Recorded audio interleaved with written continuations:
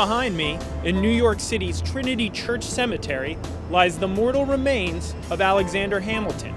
Every day, tourists and locals visit this site and pay tribute to the influential economist, founding father, and poor pistol dueler.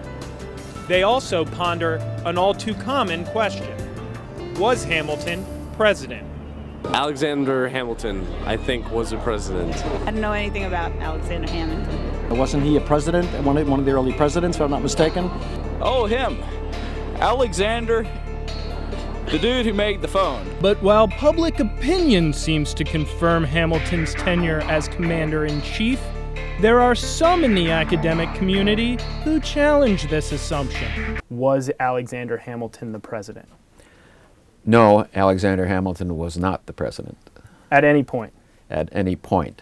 But how do we know that? From the history books. Okay, so we have to accept that what is in this history book is true. I think so. I mean, you know, there's bad history, there's good history, but good history says that Hamilton was not president. Clearly, isolated academics like Professor Silla, a man literally ensconced by his own books, had one opinion of how to interpret history. But what do real Americans without an agenda think? History is what we have been told about what happened. History is a recall and stories that people tell that kind of go down in legend, and that's what we believe happened in the past. They always say that history is written by the winners.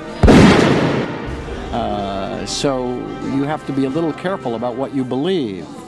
If history is truly written by the winners, then prolific historian Thomas Fleming is the grand champion history king. You're the former president of the Society of American Historians. Yes.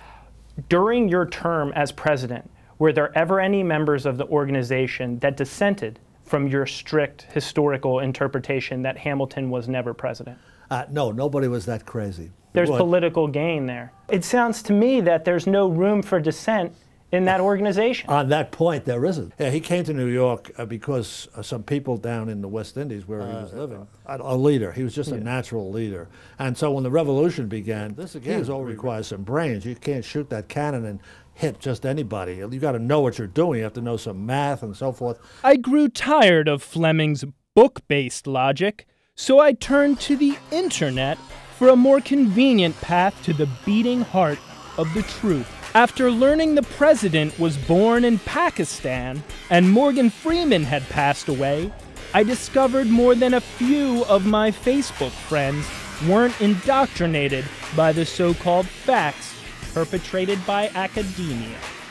He would have to be president to be on the $10 bill. Some people think that, but it's not true, of course, because Benjamin Franklin was never president, and he's on the $100 bill. So not everybody... Ben Franklin was never the president? No, Ben Franklin was never the president either.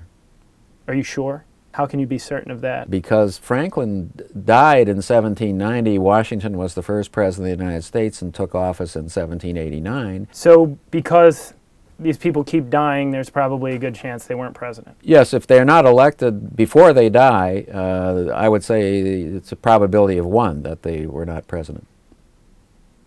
1 in what? 1 in a million? Or 1 in 1,000? One meaning 100% chance that they're not president. If they died before they were elected president, then... That's all of it. Was Alexander Hamilton president? That question remains shrouded in mystery. For now, Americans can only stare with confusion at the $10 bill while feeling grateful for his invention of the telephone. I'm Anthony Laser for Asylum.com.